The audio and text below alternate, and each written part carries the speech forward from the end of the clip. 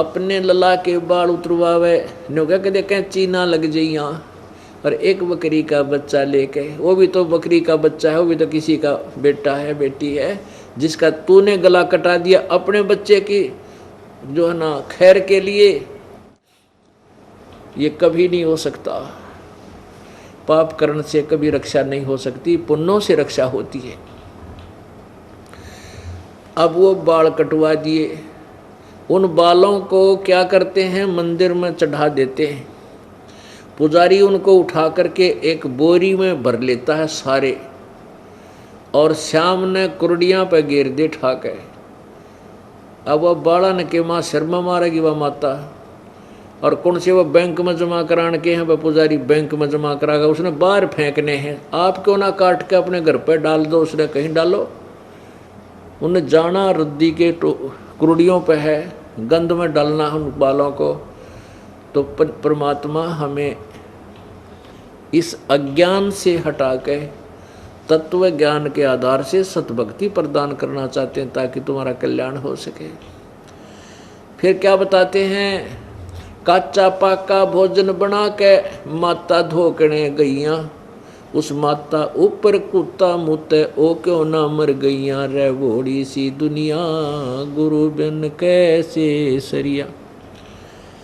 हमारी दादी जा करती माता दुखवाया करती हमारे से दादी जी, और वो क्या करा करती, ये गुलगुले पूड़े पाड़े बनवा लिए, दलिया बनवा लिया मीठा, और नो कहती है जल्दी करे। मेरी चाची ताइया ने कहती जल्दी बना, कितनी देर ला दी तने। वो नो कहती वह पक्या अच्छी तरह ना बनाने बोली, बना देने काचा पाका जल्दी करे, वारो है फिर खेत में जाना है। तो दादी ने बेरा था कुत्ते ने खाना है और माता कौन सी खाओगी, पर डरते वह परंपरा पड़ रही थी। वो ले जाते काचा पाका बनाकर वहाँ माता के उस पर डाल देते। वो माता कितनी थी, एक तो माता वो थी जो गुड़गामे वाली, उसी का प्रारूप है कि बार बार वहाँ ना जाना पड़ेगा। अपने किसी खेत में या घर में 4 ईंट ला के ऐसे और छोटी सी मंडी बना लेते थे, या कहीं बाहर एक कॉमन स्थान पर एक गांव के अंदर बना देते थे बनी में। तो वहाँ क्या होता था, एक छोटा सा मंदिर बना रखा होता था जिसमें 2-4 कुत्ते आराम तो बैठ जाएं इतना के, और एक चबूतरा सा बना रखा होता उसके चारों तरफ। वहाँ पूजा करने जाया करती हमारी दादी ताई हमें ले करके, और वो तो गुलगुले घेर कर नीचे उतरे को नहीं, दड़िया पूड़े इतना कुत्ते 4 चड्डे उसका चोकर देकर, और लड़े एक दूसरे और खाओ उस माता का तो नंबर भी ना आने दे। उस पर चलते समय मुँह टिकावे माता के शर में।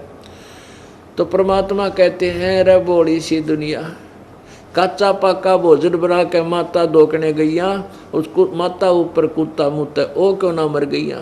तू तो उस माता ने इसी शेर मान रही, क्या तेरे घर में सुख रहेगी, उस पर मुँह कुत्ता, वह उसकी टांग क्यों ना तोड़ देती। यदि वहाँ कोई देवी है तो इतनी बेशर्मी में सहन करेगी। अब बुढ़िया की चोटी में कुत्ता मुत्ता 2 मारा मोगरे ठाक है, वह जीवित है, और वो उस जिसने तुम माता मान रही, जिस तक खैर मांगने जा, हर हुआ चसकती भी कोई ना, देखी सी आंख बंद हो रही थी। ये मेरे दाता जीवित बाप के लट्ठम लट्ठा और मुँह गंग पुचैया, जब आवे आसुज का महीना वो कौआ बाप बनाइया, रे भोड़ी सी दुनिया गुरु बिन कैसे सरिया। ओहो, अब पिताजी जीवित हैं, उनकी सेवा करो, हैं उनकी आज्ञा का पालन करो, ताकि वो खुश हों तुम्हारे से। जब पिताजी भेजेगा इशार पावेगा जींद बा लड़का, हैं फिर वो उसको जले जा उसका खून, तू वहाँ क्यों नहीं गया, तने यूँ नहीं करा, तने के पड़ी, माफ़ कर लूँगा। यानी जीव जब इतने तो बाप की एक नहीं माने हैं, उसके साथ खस्से जागा, सारी उल्टी सुल्टी बात करेगा, और मरने के बाद फिर कुल के लोग इकट्ठे करके न्यों तेरे पिता की गति करा का गंगा में, गंगा मस्ती गेर का ना, तेरे बाप की मुक्ति नहीं होगी। क्योंकि जीवित बाप गिर तो लट्ठम लट्ठा और मुँह गंग पुचैया, और फिर आवे आसुज का महीना, फिर कौआ बाप बनैया, रे बोड़ी सी दुनिया। अब क्या बताते हैं, नर से तीतू पशुआ की जय गद्दा बैल बनाई, ये 56 भोग कहाँ मन बोरे कहीं कुरडी चरने जाई। प्रेत शिला पर जा बिराजे पितरों पिंड भराई, बहुर श्राद्ध खान को आए काग भये कल माही। अब क्या करते हैं, श्राद्धों का मौसम, युवासुज का महीना चला गया कनागतों का, जिसमें श्राद्ध निकाले जाते हैं। 16 दिन सेलेक्ट कर रखे हैं। उन 16 दिन आसोज में, आसोज की अमावस्या से लेकर पूर्णमासी तक ये 16 दिन सेलेक्ट कर रखे हैं। और जिस दिन भी कोई पिताजी की मृत्यु हुई है, भाई प्रथमा को, द्वितीया को, तृतीया को, चतुर्थी को या पांचम, छठ को, आठम को, जिस दिन भी, तो इन 16 दिनों के अंदर उसी दिन उस पिता के श्राद्ध निकाल दो, तो क्या हो जाएगा कि पिता की गति हो जाएगी। पहले तो पिंड भरवावें कि इसका गया में जाकर पिंड भरवा का हो ताकि इसकी गति हो जाए, पिंड भरवा दिया। फिर कहीं श्राद्ध निकालो, प्रेत शिला पर जा बिराजे पितरों पिंड भराई, न्यों कहे पितर के पिंड भरा दिए, ई वो प्रेत शिला पर चला गया। बता के कला टूट गया, भूत है तो भूत ही तो रहा, प्रेत शिला पर बैठ गया। फिर क्या कहते हैं कि आसुज के महीने में जब श्राद्ध निकालते हैं, उसका एक दिन वो गुरुजी आएगा, बढ़िया खीर हलवा पूरी बनवाएगा और बनवा के सबसे पहले छत पर रखेगा और कहेगा देखना ऊपर रख दो।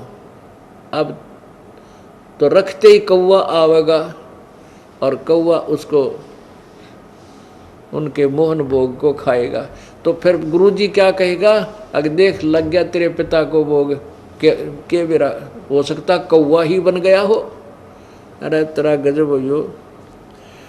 अब कहाँ से पिता की गति कराने लगे थे, पहले अस्थि उठाओ पिता की गति हो गया, गंगा में डाल काओ, फिर 13वीं बनाओ, 13वीं करो, किस लिए पिता की गति हो जाएगी, फिर महीना करो, फिर 6 माही करो और फिर वर्षी करो, किस लिए, पिता की गति करने के लिए।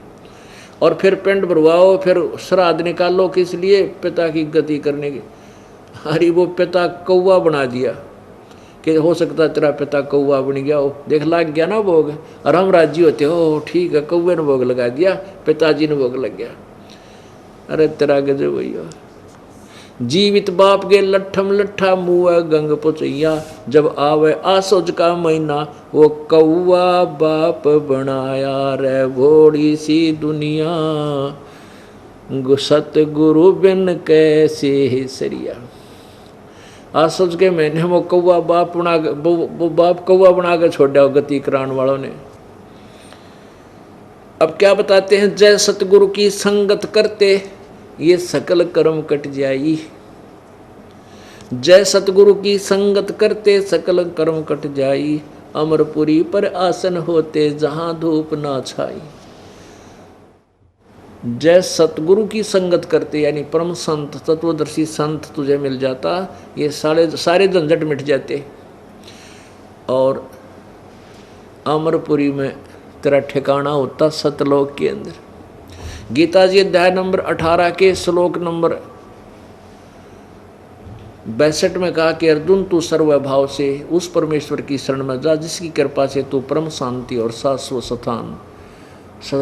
स्थान अमरपुरी, अमर स्थान, अमर लोक, अमरपुरी पर आसन होते जहां धूप ना छाई, जहां तुझे कोई कष्ट नहीं था वहां तेरा ठिकाना बनता है। अब क्या बताते हैं, ये सारी कुछ कहानी सुनाकर परमात्मा हमें क्या याद दिलाना चाहते हैं कि जो साधनाएं आप करते हो, प्रथम तो आप राम नाम लेते नहीं, इच्छा ही को ना बनती किसी की, और कोई पुण्यात्मा पूर्व संस्कार से कहीं भक्ति की तरफ लगती है तो उसको दिशा ठीक नहीं मिलती, वो अपने मनुष्य जीवन को बर्बाद करके चला जाता है। और जब साधना हमें मिलती है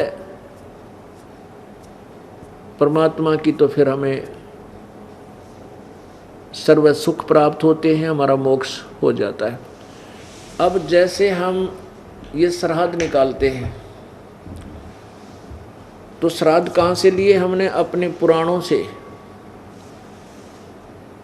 से हमने श्राद्ध निकालने का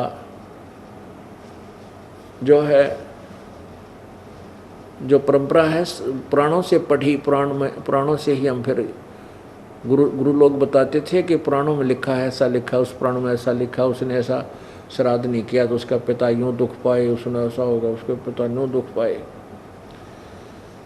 पुण्यात्माओं, एक रुचि ऋषि था, रुचि ऋषि, उसने वेदों को पढ़ा। वेदों में लिखा है कि मनुष्य जीवन दुर्लभ है और मनुष्य जीवन प्राप्त करके एक परमात्मा जो कुल का मालिक है, उसके अतिरिक्त किसी आन उपासना नहीं करनी चाहिए, ना कोई कर्मकांड करना चाहिए, जैसे श्राद्ध शुद्ध निकालना, तीर्थ बर्मन आदि। केवल एक परमात्मा की साधना करनी चाहिए, वही पूर्ण मोक्षदायक है और उसकी भक्ति अनन्य मन से करनी चाहिए। तो उस पुण्यात्मा ने जैसा भी विचारों वेदों को समझा, उसके आधार से उसने ब्रह्मचर्य का पालन किया और वेदों अनुसार जो भी उसको साधना की प्राप्त हुई थी कर रहा था। उसकी 40 साल की उम्र हो गई थी, 40 वर्ष की। तब उसके 3 पहले के 4 पिताजी, दादाजी, परदादाजी और चौथा दादाजी, ये 4 पितर दिखाई दिए। उन पितरों ने कहा कि बेटा तू शादी करवा ले, तू विवाह क्यों नहीं करवाता, आप शादी करवाओ और हमारे श्राद्ध निकाल लो, हम अधोगति को प्राप्त हो रहे हैं यदि तू हमारे श्राद्ध नहीं निकालेगा। अब रुचि ऋषि सामने ऊपर आकाश में अपने 4 दादा, पिताजी, दादा, परदादा और चौथे दादा को देखकर एकदम सहम गया, प्रभावित हुआ, हाथ जोड़कर कहने लगा कि हे पितामहो, वेद में इस कर्म कांड को, यानी जो श्राद्ध आदि आप करने को कह रहे हो, इसको तो अविद्या लिखा है कि मूर्खों के काम है ये करना, फिर आप मुझसे क्यों करवा रहे हो, ऐसे कर्म में मुझे क्यों लगा रहे हो? और पितर भी स्वीकार करते, कहाँ बेटा, वेदों में इसको अविद्या ही लिखा है, फिर भी ऐसा है वैसा है, तगड़मबाजी मारते हैं। कोई बात हुई? एक राजा का संविधान है, राजा का विधान है कि ऐसा करोगे तो तुम्हें ये सजा मिलेगी। जैसे किसी ने किसी की हत्या कर दी तो उसको सजा मिलेगी, 20 साल की कैद होगी, और उसके विपरीत उस कानून को तोड़ने से। अब जैसे एक दरोगा का मित्र था एक व्यक्ति गांव में, तो उसने अपने मित्र दरोगा से, जो उसी क्षेत्र का प्रभारी था, उसे जाकर कहा कि मेरा साथ वाला घर में मेरा एक पड़ोसी मुझे बहुत परेशान कर रहा है, मैं बहुत तंग कर रखा हूँ उसने। तो उस दरोगा जी ने कहा उसके मित्र ने कि तू मार उसका लठ, माफ देख लूँगा। अब दरोगा जी के आदेश का पालन करते हुए उस व्यक्ति ने आकर अपने पड़ोसी के झगड़ा ठान लिया और लट्ठम लट्ठा हो गया, उसका सिर में चोट लगने से वो पड़ोसी मर गया। अब पड़ोसी मर गया तो राजा का विधान टूट गया, तो उसको पुलिस पकड़ कर लेकर गई और जेल में डाल दिया, उसको सजा हुई। अब क्योंकि उसने राजा का विधान तोड़ दिया, एक अधिकारी के कहने थे, अधिकारी की आज्ञा का पालन कर लिया और राजा का विधान तोड़ दिया, तो दंड का भागी हुआ। इसी प्रकार हमारे वेदों और गीता जी में परमात्मा का विधान है, उसके अनुसार साधना हमने करनी है, उसके विपरीत नहीं करनी चाहिए। यदि उसके विपरीत कोई देव है, चाहे ब्रह्मा है, चाहे विष्णु है, चाहे शिव है, या कोई और ऋषि है, महर्षि है, कोई आज्ञा करता है उस परमात्मा के विधान के विपरीत कोई साधना करने को, तो वो शास्त्र विधि विरुद्ध साधना है।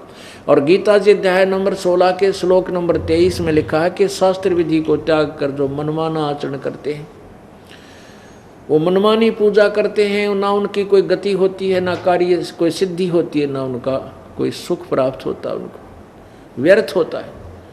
पितर खुद स्वीकार कर रहे हैं कि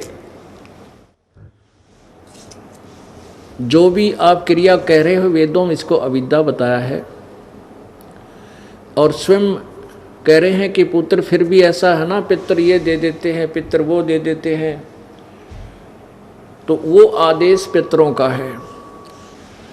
विष्णु पुराण के अंदर यहां तक प्रमाण लिखा है कि श्राद्ध निकालने के लिए ब्राह्मण बुलाने चाहिए, जैसे पितरों के लिए तो इवन नंबर, और देवताओं के लिए ऑड नंबर है। फिर उसमें आगे बताया है कि यदि 1000 ब्राह्मण बुलाए गए हों श्राद्ध निकालते समय, और उनके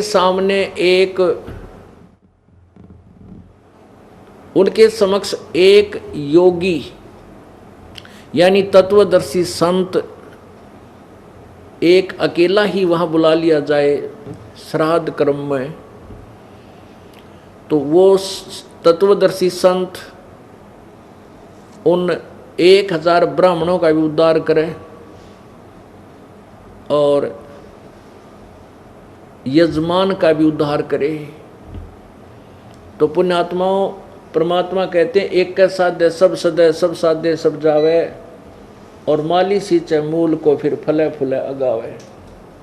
हम क्यों ना उस ऐसे तत्वदर्शी संत की खोज करें जिससे हमारा भी उद्धार हो और हमारे पितरों का भी उद्धार हो, उन पितरों का भी उद्धार करे वो योगी।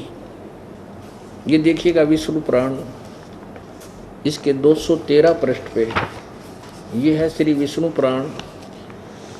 इसके श्री विष्णु पुराण अनुवादक हैं श्री मुनिलाल गुप्त, और कहाँ से ये प्रकाशित और मुद्रित है? गीता प्रेस गोरखपुर, गोविंद भवन कार्यालय कोलकाता का संस्थान है। इसके 213 पृष्ठ पे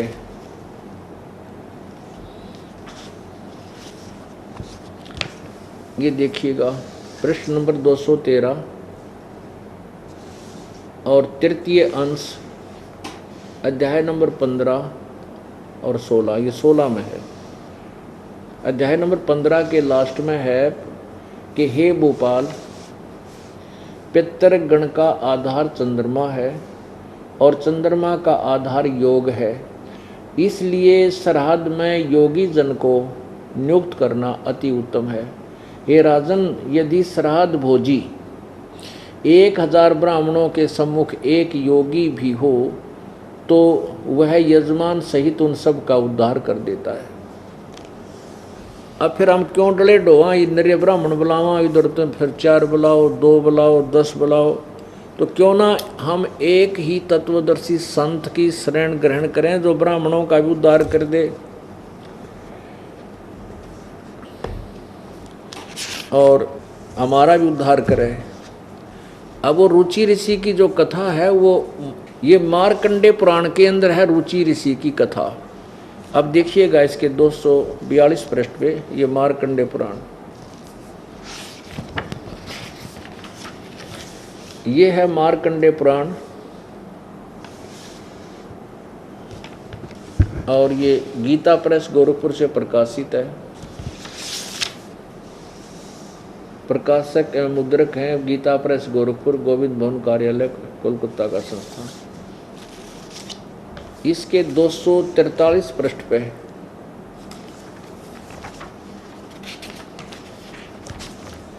ये देखिएगा 242 पृष्ठ से प्रारंभ होता है संक्षिप्त मार्कंडे पुराण। नीचे रोच्य मुनि की उत्पत्ति कथा, रोच्य मार्कंडे जी कहते हैं, ब्राह्मण पूर्व काल की बात है, प्रजापति रुचि ममता और अहंकार से रहित इस पृथ्वी पर विचरते थे। उन्हें किसी से भय नहीं था। वे बहुत कम सोते थे। उन्होंने न तो अग्नि की स्थापना की थी, न अपने लिए घर ही बना रखा था।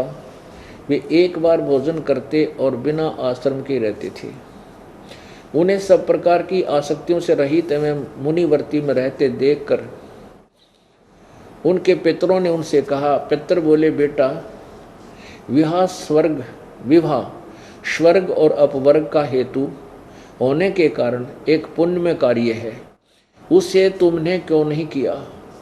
गृहस्थ पुरुष समस्त देवताओं, पितरों, ऋषियों और अतिथियों की पूजा करके पुण्यमय लोकों को प्राप्त करता है। अब देखो, एक गृहस्थ पुरुष समस्त देवताओं, पितरों, ऋषियों और अतिथियों की पूजा करके पुण्यमय लोकों को प्राप्त करता है, मोक्ष नहीं। वह सभा के उच्चारण से देवताओं को सवधा, शब्द से पितरों को तथा अन्नदान बलि वैश्वदेव आदि से भूत आदि प्राणियों एवं अतिथियों का उनका भाग समर्पित करता है। बेटा हम ऐसा मानते हैं, यानी फाइनल नहीं है, हम ऐसा मानते हैं कि गृहस्थ आश्रम को स्वीकार न करने पर तुम्हें इस जीवन में कलेश पर कलेश उठाना पड़ेगा और मृत्यु के बाद में और दूसरे जन्म में भी कलेश ही भोगने पड़ेंगे। अब रुचि ने कहा, पितरगण, परिग्रह मात्र अत्यंत दुख है एवं पाप का कारण होता है। उससे मनुष्य की अधोगति होती है। यही सोचकर मैंने पहले स्त्री संग्रह नहीं किया। मन और इंद्रियों को नियंत्रण में रखकर जो यह आत्म संयम किया जाता है, वह भी परिग्रह करने पर मोक्ष का साधक नहीं होता। ममता रूप कीचड़ में सना हुआ होने पर भी यह आत्मा जो परिग्रह शून्य चित्त रूपी जल से प्रतिदिन धोया जाता है, वह श्रेष्ठ प्रयत्न है। जितेंद्रिय विद्वानों को चाहिए कि वे उनके जन्मोद्धार संचित कर्म रूपी पंख में न सने हुए आत्मा का ऐसे सदासन रूपी जल में प्रक्षालन करें। पितर बोले, बेटा जितेंद्रिय होने पर आत्मा प्रक्षालन करना उचित है, किंतु तुम जिस पर चल रहे हो वो मोक्ष मार्ग नहीं है। किंतु अब क्या बताते हैं, पूर्व जन्म में किया हुआ मानव का शुभाशुभ कर्म सुख दुख में भोगों के रूप में प्रतिदिन भोगने से ही क्षीण होता है। यानी कहने का भाव कर्म तो भोगना ही पड़ेगा। आगे लिखा है, रुचि ने पूछा, पितामहो, वेद में कर्म मार्ग को अविद्या कहा है, फिर क्यों आप लोग मुझे उस मार्ग में लगाते हैं? जो मुझे तुम श्राद्ध आदि निकालने के लिए कह रहे, वो तो वेद में अविद्या कहा है, फिर क्यों आप मुझे इस पाप में लगाते हो, इस मार्ग में लगाते हो? पितर बोले, ये सत्य है कि कर्म को अविद्या ही कहा गया, इसमें तनिक भी मिथ्या नहीं। फिर कुआं में पड़ जाओ तुम।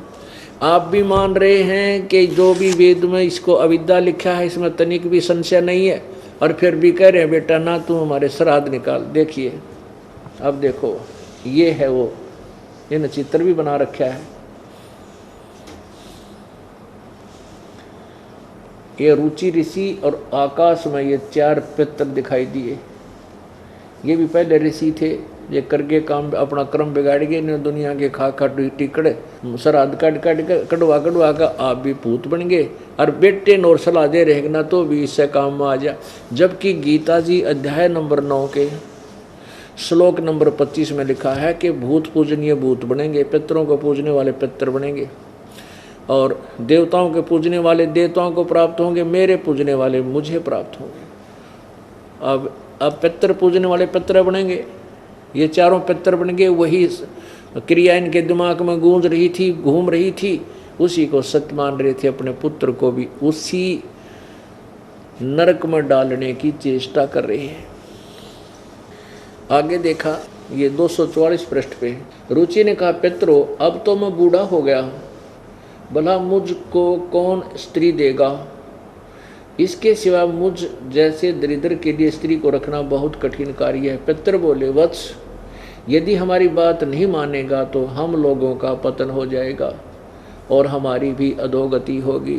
तेरा गजब भैया, अरे भूत बन रे इस तागौर के गति अधोगति होगी तुम्हारी आखिर हो रही यार, फिर भी नो क्या हमारे श्राद्ध निकाल दे। अब परमात्मा अपनी अमृतवाणी बताते हैं, गुरुआ गांव बिगाड़े संतो गुरुआ गांव बिगाड़े, ऐसे कर्म जीव कहला दिए ईब झड़े ना जाड़े। अब इनको कोई समझावे कि भाई ये काम ना करो, ये पत्थर मत श्राद्ध मत निकालो, तो कति नहीं मानती बोली आत्मा। नो कह देख हम अपने पिताजी के लिए ये भी नहीं कर सकते। रे भले आदमी हो, जब आपके माता या पिता जीवित थे वो दिन में 2 बार तो कम से कम आहार करते थे, और अब मरने के बाद एक तरफ तो कहो वे भूखे रहते हैं इसलिए उनको आहार कराना चाहिए हैं, और वो जो 1 वर्ष में 1 दिन छठ या सातम ने श्राद्ध निकाल दिया, तो इससे सिद्ध हो गया कि तुम्हारे पिताजी तृप्त हो गए, 1 वर्ष के लिए छक गए वे। या भी अकल मार रखी हमारी। रे 1 दिन में श्राद्ध करने से क्या तेरे पिताजी का पेट भर गया? यदि तेरा पिता कौवा बन गया तो प्रतिदिन 2 रोटी तोड़ के और ऊपर छत पर रख छोटे टुकड़े बना के, तेरा पिता कौवा तो बनवा दिया इन्होंने, कम से कम उसका पेट तो भरा रहे। डेली डाल 2-4 रोटी, चिड़िया बन रहा हो चिड़िया खा लेगा, हैं भाई कोई काबर बन गया काबर बन के खा लेगा, कोई कीड़ी बन गया होगा कीड़ी का मुंह पड़ जाएगा। ये कैसे होगा कि तेरा पिताजी स्वर्ग में है और वहाँ उसको आहार नहीं मिल रहा? पितरों को स्वर्ग में कौन जान देगा, वह पितरलोक अलग होता है। तो क्या बताते हैं, गुरुआ गांव बिगाड़े संतो गुरुआ गांव बिगाड़े, ऐसे कर्म जीव कहला दिए ईब झड़े ना जाड़े। नर से तीतू पशुआ की जय गद्दा बैल बनाई, जैसे पिंड भरवाते हैं, और पिंड भरवाने से क्या होता है, भूत जूनी छूट गई और गद्दा बन गया। बता के मुक्ति करवा दी। भूत जूनी वहां छूटे है पिंड पर दान करंत, दास गरीब जिंदा कह नो मिले नहीं भगवंत। पिंड पर भरवाने ते भगवान नहीं मिलता, उसकी भूत जुनी छूट गई, पिंड भरवा दिया तो क्या बनया, वो गद्दा बन गया। फिर क्या मोक्ष करा दिया। तो क्या कहते हैं कि हमने दुख सेद्या करता हमारा पीछा छूट गया। वो पिताजी भूत बन के पितर बन के दुखी करा करता, पिंड भरवा दिया तो उसको पीछा छूट गया, वो गद्दा बन गया। कहते हैं फिर पीछा तू पशुआ की जय गद्दा बैल बनाई, ये 56 भोग कहाँ मन बोरे, कि तक कुरड़ी चरणे जाई। अब कितना आप मनुष्य जीवन में कितना अच्छा आहार करते हो, भूख लगती है, घर पे हो तो खाना खाते हो, कहीं सफ़र में हो जाते चाय बनवा लो, कोई दूध पीवे, कोई फल खा ले, हैं अच्छे चाय समोसे खाएं, तुरंत अपना समाधान कर लेते हैं। प्यास लगती है तुरंत हम जलपान कर लेते हैं।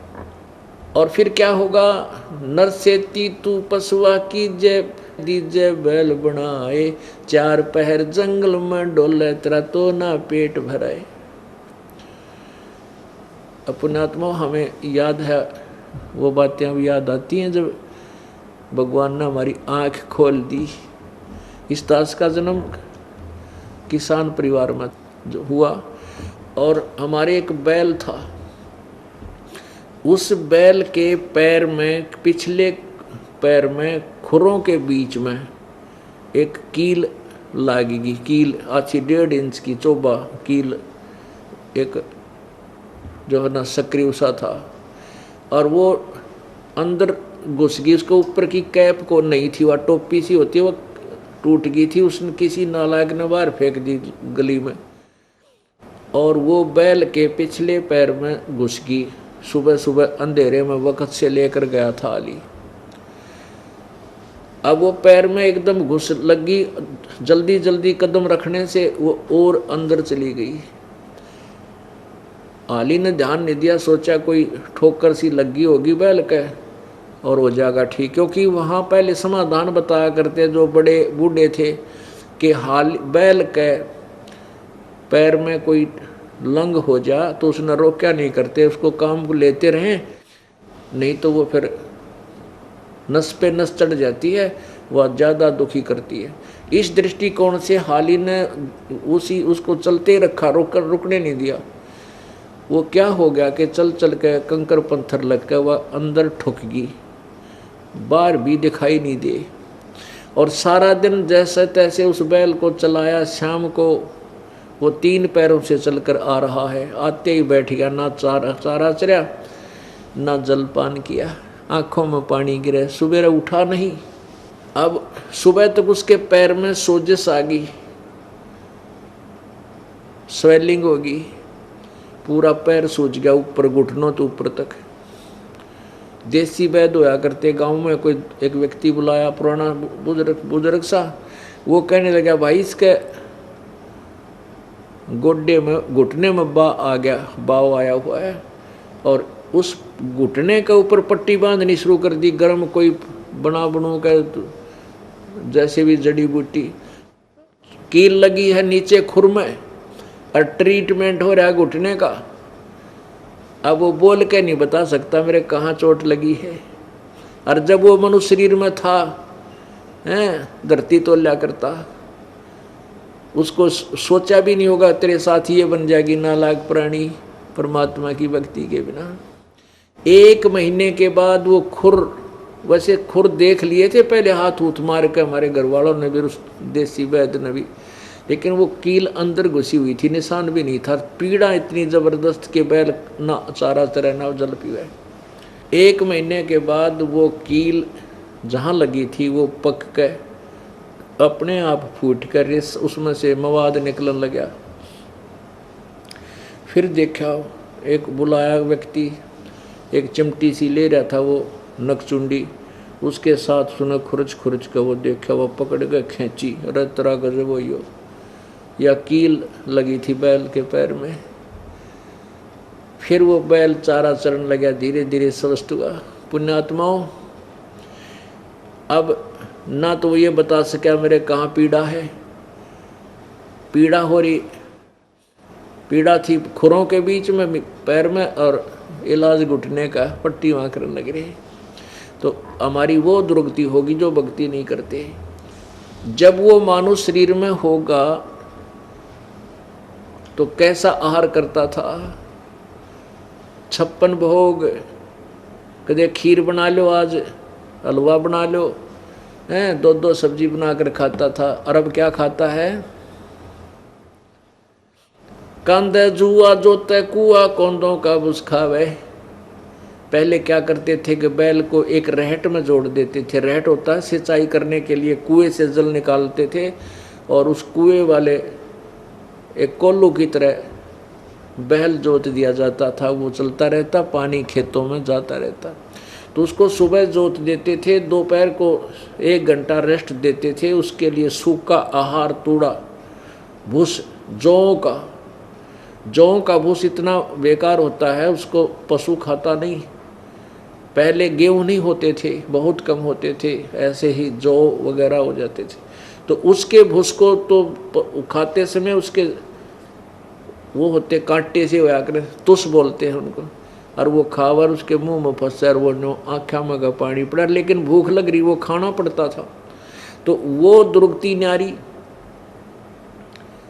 सुबह हाली क्या करता है, सुबह जोड़ देता बैल में, बैल को 2 पैर को जल पिलाता है, फिर सारा दिन काम लेता है, शाम को चलते समय 1 बार जल पिलाया करते थे, चाहे उसने प्यास लगो चाहे भूखा मरो। अब वो बोल के नहीं बता सकता, ना कोई अग्रम अग्रम कर सकता। अब तो आप आते हो सत्संग में, आधे तो लटके ले रहे होंगे, नो लटके बैठे बैठे भी, और भूल जाते हो कि पशु बन जाने के बाद कोई नहीं बैठने देगा, कड़ में लठ लगेगा और हाथ में रस्सा होगा दड़ी के, उस बैल बन के।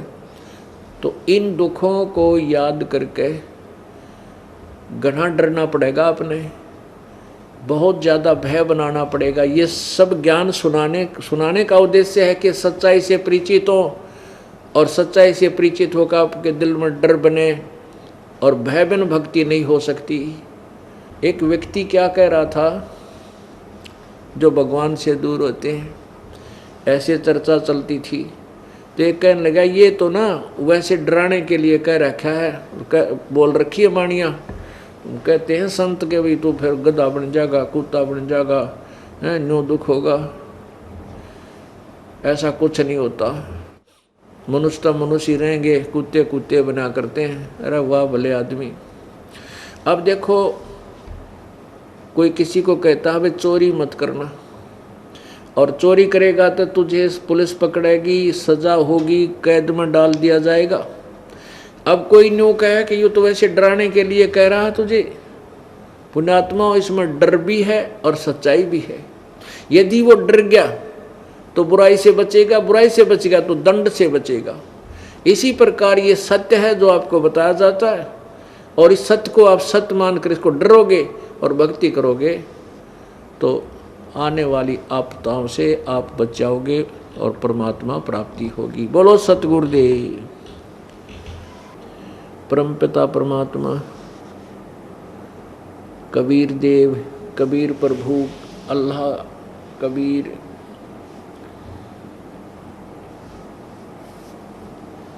ये पूर्ण परमात्मा है, सारी सृष्टि के रचनहार हैं।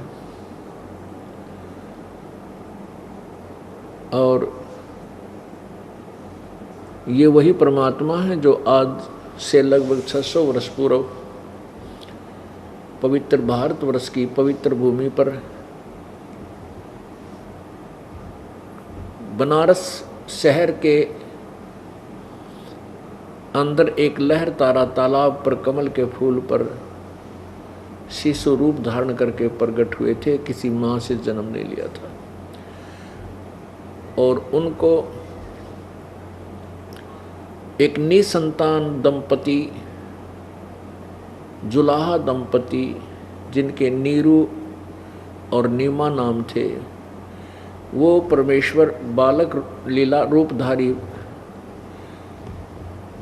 परमेश्वर को अपने घर ले गए और उनको बच्चे की तरह उनका पालन किया।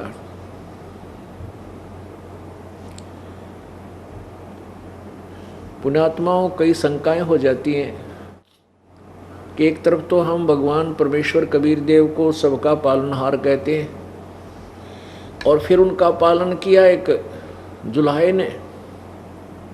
यही बात बिगड़ी हुई है कि हम परमात्मा की महिमा से अपरिचित हैं, और परमेश्वर कबीर देव जी की लीला से हम पूर्ण रूप से अनभिज्ञ हैं।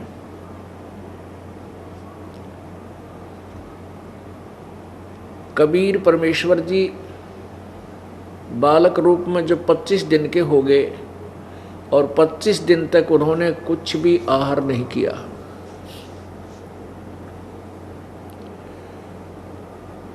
माता पिता मुँह बोले माता पिता नीरू और नीमा जो जुलाहे थे वो बहुत चिंतित हुए, और भक्तमती नीमा का विशेष प्रेम, विशेष लगाव, पुत्रवत, पुत्र की तरह बालक कबीर जी में हो गया था। और नीमा ये कह रही थी, मन मन में सोच रही थी कि 25 दिन हो गए मेरे बच्चे ने कुछ आहार किया नहीं, अब ये मरेगा और साथ मैं भी मरूंगी, क्योंकि मैं इस बच्चे बिना जीवित नहीं रह सकती। पहले तो संतान के अभाव में दुखी थी, इतने वर्ष शादी को हो गए थे, बहुत वर्ष 15-20 वर्ष कोई संतान हुई नहीं थी। अब परमात्मा ने छप्पर पाड़ा था, कमल के फूल पर बालक मिला। अब इस बच्चे में मेरी इतनी ममता होगी है कि मैं इसके बिना जीवित नहीं रह पाऊंगी, इतना विचार कर रही थी और रो रही थी। उसी समय अपनी शिवपुरी ते शिवलोक से भगवान शिव जी आए और एक संत फकीर, एक संत का रूप धारण किया, फकीर का। और वो आकर कहने लगे, माई तू क्यों रो रही है? तब नीमा ने कहा कि मेरी विपदा को सुनकर आप भी रोने लग जाओगे महात्मा, मत सुनो मेरी गाथा को। भगवान शिव जी ने कहा फकीर रूप में, साधु रूप में, कि माई ये कहते हैं कि किसी को अपना दुख बता दे तो हल्का हो जाता है। मैं कुछ ना कर सकूंगा, कम से कम तेरा दुख तो हल्का कर दूंगा। तब नीमा ने रोते हुए बताया कि स्वामी हमारे पहले कोई संतान नहीं थी, और मेरे एक दिन मैंने विशेष अर्ज की थी अपने भगवान शिव जी से, उसी दिन उसने मेरी झोली भर दी। लहर तारा तालाब के ऊपर एक कमल के फूल पर मुझे बालक पर प्राप्त हुआ।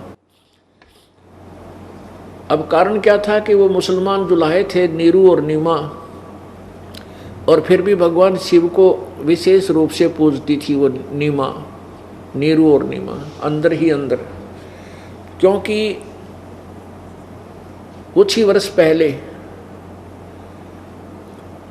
उनको हिंदुओं से मुसलमान बनाया गया था। नीरू और नीमा इनके नाम थे। नीरू का नाम था गौरी शंकर और नीमा का नाम था सरस्वती। ये दोनों ब्राह्मण थे और भगवान शिव के बहुत ही अच्छे श्रद्धालु भक्त थे। शिव पुराण की कथा करते थे और निस्वार्थ करते थे, कोई विशेष पाखंड आडंबर नहीं करते थे। जो स्वेच्छा से कोई दान कर जाता था उससे उनका निर्वाह चल रहा था, और जो पैसा बच जाता था उसको फिर ये धर्म पुण्य में लगा देते थे, संग्रह संचन नहीं करते थे। जिस कारण से आसपास की उस क्षेत्र में, कॉलोनी में अन्य जो नकली ब्राह्मण थे, स्वार्थी थे, जो पैसे के लिए ही सारा कुछ दुनिया को गुमराह करते थे, श्राद्ध श्रुद्ध निकलवाते थे, पिंड भरवाते थे, वो उनकी महिमा घटती जा रही थी और गौरी शंकर और सरस्वती की महिमा उस कॉलोनी में बढ़ रही थी। तो वो ब्राह्मण, हिंदू ब्राह्मण उनसे ईर्ष्या रखते थे। उधर से मुसलमान दाव लगाए रहते थे कि हिंदुओं को मुसलमान बनाया जाए। जब उन मुसलमानों को ये पता लगा, काजी पीरों को, कि इस गौरी शंकर और सरस्वती का कोई ब्राह्मण साथी नहीं है, तो उन्होंने जबरदस्ती उनको मुसलमान बना दिया था। और जो स्वार्थी ब्राह्मण थे उन्होंने डंडोरा पीट दिया था कि ये मुसलमान बन गए हैं, इनको जाति से निकाल दिया है, इनका गंगा में स्नान करना बंद है, इनसे कोई हिंदू संबंध ना रखे। तो उसके बाद उन्होंने क्या सोचा कि अब क्या कार्य करें। पहले तो पूजा जो आती थी उससे निर्वाह हो रहा था, कथा करके जो पैसा आता था। तब उन्होंने विचार विमर्श करके जुलाहे का काम शुरू कर दिया था 10-15 वर्ष पहले, यानी परमात्मा प्राप्ति से 10-15 वर्ष पहले, जब वो मुसलमान बना दिए गए थे। अब वो जुलाहे का कार्य करने से जुलाहा कहलाए, लेकिन हृदय से परमात्मा यानी भगवान शिव जी की चाह न्यों की न्यों बनी हुई थी। ऊपर दिखावा नहीं करते थे पर अंदर से उसी की साधना करते थे। इसलिए भगवान शिव जी कहते हैं, जो जाकी शरणा बसे ताको ताकी लाज, और जल सोही मछली चढ़ जाइए बह जाते गजराज। पुणात्माओं, जो व्यक्ति जिस भी देव की, जिस भी प्रभु की साधना करता है, उसके आश्रित है, वो उसको दिल खोल कर राहत देता है जितनी उसकी समर्थता है। जो जाकी शरणा बसे ताको ताकी लाज, और जल सो ही मछली चढ़ जाए वो बह जाते गजराज। अब जैसे जल और मछली का जल से विशेष प्रेम होता है, पूर्ण रूप से आश्रित होती है, तो जल भी उस अपने आश्रित मछली को स्वतंत्रता दे देता है, पूरी छूट दे देता है। अब जैसे ऊपर से जल गिर रहा हो नीचे 20-30 फुट, और वहाँ से पानी गिरकर ऐसे इतना तेज फाल होता है कि गजराज बोलते हैं हाथियों के राजा, बहुत तगड़े हाथी को भी बहा ले जावे, वो इतना तेज बहाव होता है ऊपर से गिर रहे पानी का। और मछली नीचे से ऐसे ऐसे करती करती ऊपर पहुंच जाती है उस बहाव, उस पानी के बहाव के विपरीत। तो जल ने उस मछली को इतनी स्वतंत्रता दे दी है, वो कहीं घूमो फिरो, इतनी राहत देती। इसलिए बताते हैं कि जो जाकी सरना बसे, ताको ताकी लाज, और जल सोही मछली चढ़ जा, और बह जाते गजराज। गज माने हाथी, गजराज माने हाथियों का राजा, यानी सबसे तगड़ा मजबूत बहुत भारी हाथी को भी वो पानी बहा ले जाता, लेकिन मछली ऊपर चढ़ जाती है। अब जिसने जैसे विचार कीजिए, किसी ने किसी तहसीलदार से मित्रता कर रखी है। अब तहसीलदार साहब उस अपने कार्य क्षेत्र में अपने मित्र को पूरी राहत दे देता है। उसका मित्र वहाँ जाता है, अपने ऑफिस में बैठाएगा, चाय पानी पिलावेगा, और वहीं बैठे सारे काम उसके जो होने के हैं, जो जायज़ हैं, जो कर सकता है, वहीं बैठकर कर देगा। और नहीं तो रजिस्ट्री कराने के लिए कभी अर्जी नसीब न ढूंढो, कितने को नंबरदार ढूंढ के लाओ, फलाना करो, या ना जाने कितना समय लग जाए, हो ना भी हो उस दिन। तो इतनी राहत उस मित्र को दे दी क्योंकि वो उसका खास था। किसका? तहसीलदार का। ऐसे ही कोई डीसी का मित्र है तो डीसी अपने सत्र की जो राहत है वहाँ को चेयर पर बैठा कर दे देगा उसको। और वैसे डीसी के साहब के ऑफिस में हिम्मत भी कोई ना किसी के जान की। और किसी की मंत्री से मित्रता है तो मंत्री जी के पास सीधा बढ़ जाएगा जाते ही, और वहीं बैठ के अपने सत्र के काम वो तुरंत अपने मित्र के कर देगा। ऐसे ही मुख्यमंत्री, ऐसे ही प्रधानमंत्री। अब जो जाकी सरना बसे, और ताको ताकी लाज, जल सोही मछली चढ़ जाए, ये बह जाते गजराज। तो ऐसे ही जिसने जिस भी देव की, भगवान की पूजा की है, जिस पर वो आश्रित है, तो वो भगवान, वो प्रभु, वो स्वामी अपने सत्र का लाभ अपने उपासक को अवश्य दे देता है, जितनी उसकी क्षमता है। और उसके दुख में भी दुखी होता है। तो भगवान शंकर वहाँ आए, उन्होंने सारी कथा जानी, फिर कहा कहाँ है तेरा बेटा? नीमा से कहा तेरा पुत्र कहाँ है? नीमा ने बताया कि स्वामी जी 25 दिन हो गए मेरे बच्चे ने कुछ आहार नहीं किया, और ये मरेगा साथ में भी, मैं भी मरूंगी, जी नहीं सकती इसके बिना, मेरा इसमें ना जाने क्यों इतना मोह बन गया। तो भगवान शंकर बोले वो बच्चा कहाँ माई मुझे दिखा। अब वो नीमा लाई उठा के, और भगवान शिव जो खड़े थे साधु रूप में, उनके चरणों में बच्चे को डालना चाहा, ऐसे उनके चरणों में उसने तो डाल ही दिया था। तो परमात्मा वहाँ के चरणों से ऊपर ही हाथ से उठे, जैसे यूँ डालना चाहे थी, हाथ से उठे और 5-6 फुट की ऊंचाई पर अपने आप दूर जाके ऐसे स्थिर हो गए बच्चे। तब भगवान शिव ने ऐसे किया, परमात्मा उनके हाथों में आ गई। और फिर चर्चा हुई, 7 बार वो बालक बोला, 7 प्रश्न उतरी, 7 बार प्रश्नों उतरी हुई भगवान शिव, यानी इस तमगुण शिव, त्रिलोकीय शिव और परमेश्वर पूर्ण ब्रह्म की। तो परमेश्वर ने शिव जी से कहा कि भगवान शिव जी इसको कहो, माई से कहो कि एक कंवारी गाय लावे, और उस कंवारी गाय के ऊपर आप आशीर्वाद दे देना, थपकी लगा देना उसके कमर पे, वह दूध दिया करेगी। उसी समय भगवान शिव ने नीमा से कहा कि तेरा पति कहाँ है, कि यही है, अभी बुलाती हूँ। और नीरू आ गया, नीरू से सारी कहानी बताई। वो तुरंत ही गया और एक कुंवारी गाय और एक कोरा मटका, कोरा घड़ा, कुम्हार के तो सूचा घड़ा लिया, साफ सुथरा छोटा सा।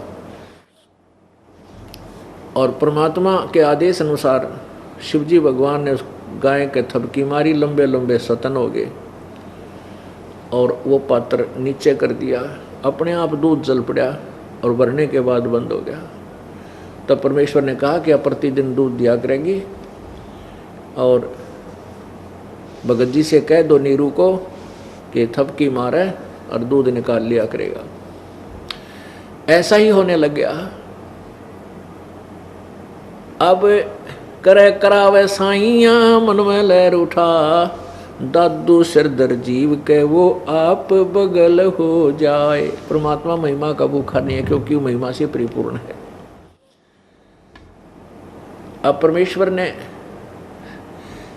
शिवजी को ये महिमा दे दी और वो नीमा ये सोच रहे हैं नीरू और नीमा कि ये महात्मा बड़ा शक्तिशाली सिद्ध पुरुष है, जिसकी कृपा से मेरा बच्चा इतने ऊपर खड़ा रहा और इसकी कृपा से गाय ने दूध दे दिया। अब इतना कुछ करके शिवजी अंतर्ध्यान हो गए, चले गए। अब क्या था, नीरू और नीमा। नीमा तो पहले तो मिलकर कपड़ा बुना करते थे, दोनों मिलकर कपड़ा बुनते थे जब गुजारा होता था। अब नीमा क्या करती है, बच्चे के लिपटी रहती है, वो कुछ काम नहीं करती। नीरू अकेला कपड़ा बुनता था। फिर वो गाय और आगी एक गऊ, फिर उसकी गाय का चारा लाना, उसको काटना, संभालना, यो काम और बढ़ गया नीरू का। तो क्या हुआ कि उनका आहार निर्वाह चलना मुश्किल हो गया, बहुत ही मुश्किल हो गया। खाना भी एक आधी बार वो खा नहीं पाते थे, भूखे सो जाते थे माता पिता, वो दोनों नीरू और नीमा। तब परमेश्वर ने जब दोनों को रोते हुए देखा तो कहा कि माई रो मत, ऐसे आकाशवाणी रो मत। और ऐसे बच्चे ने लीला की, पैर उछाला, पैर के साथ जो कपड़ा नीचे बिछा रखा था वो कपड़ा उठ गया ऊपर ने। नीमा निकटाई के कौन बोला ये, तो देखा निकट आके, क्या देखा कि उस कपड़े जो उल्टा हुआ था कपड़ा का कोना, उसके नीचे एक सोने की असरफी थी। अब परमेश्वर ने वो कहा कि माई ये प्रतिदिन एक असरफी मिलेगी तुम्हें, किसी को बताना नहीं है। जिस दिन तुम किसी को बता दोगे ये तुम्हें प्राप्त होना बंद हो जाएगी। और इसको अपना जितना तुम्हें आहार चाहिए आहार के लिए रखो, बाकी धर्म में लगाते रहना। अब नीमा ने अपने पति से बताया, ये बालक क्या, ये तो कोई भगवान बच्चा आ गया हमारे घर में, कोई देवता ने जन्म, देवता ही अवतरित है कि ऐसे ऐसे हुआ। कहने का भाव है ये है कि उनका गुजारा शुरू हो गया। और कुछ वर्षों के बाद उसने नीमा ने अपनी एक पड़ोसन से जिक्र कर दिया कि ऐसे ऐसे हमारा ऐसा बेटा पैदा हुआ है और देख हमारे प्रतिदिन एक असरफी सोने की आती है। अगले दिन असरफी नहीं मिली। तब तक परमात्मा कबीर जी छोटी ही आयु में, 5 वर्ष की आयु में कपड़ा बुनने लगे थे, अपने पिता का सहयोग देने लगे थे। कहने का भाव ये है कि पुण्यात्माओं, जैसे ये दास पहले भी आपको बताता रहता था, यही कथाएं परमात्मा की महिमा में 600 वर्ष पहले लिखी हुई थी।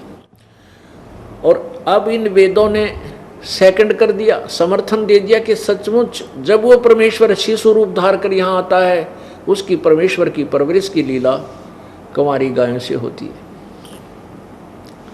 ये वेदों का के अंदर जो प्रमाण है ये दास ने बहुत वर्षों बाद देखे और ज्यों के त्यों मिले। तो इससे परमेश्वर की पहचान होगी हमें कि सचमुच ये काशी में जो दानक रूप से आए थे परमात्मा, ये वो पूर्ण परमात्मा है, सारी सृष्टि के रचनहार। अब हम क्या कहेंगे कि नीमा ने कबीर परमेश्वर की परवरिश की या कबीर परमेश्वर ने नीरू और नीमा की? कुंवारी गाय ने दूध दिया, पूरा परिवार पिया करता था, सतलोक से दूध आया करता उस पवित्र पशु गाय के अंदर, और वो स्वर्ण सर्फी सतलोक से आती थी प्रतिदिन, जिससे उनका निर्वाह चलता था। सारे ब्रह्मांडों का पालनहार वो कबीर परमेश्वर है। पवित्र गीता जी अध्याय नंबर 15 के श्लोक नंबर 16 और 17 में स्पष्ट किया कि दो भगवान प्रसिद्ध हैं, एक तो क्षर पुरुष, एक अक्षर पुरुष। क्षर पुरुष ब्रह्म को कहते हैं, अक्षर पुरुष पर ब्रह्म को कहते हैं। और इन दोनों के लोकों में जितने प्राणियों के स्थूल शरीर हैं ये सबके नाशवान हैं, इनके भी नाशवान है, भगवानों के भी। जीवात्मा अमर है।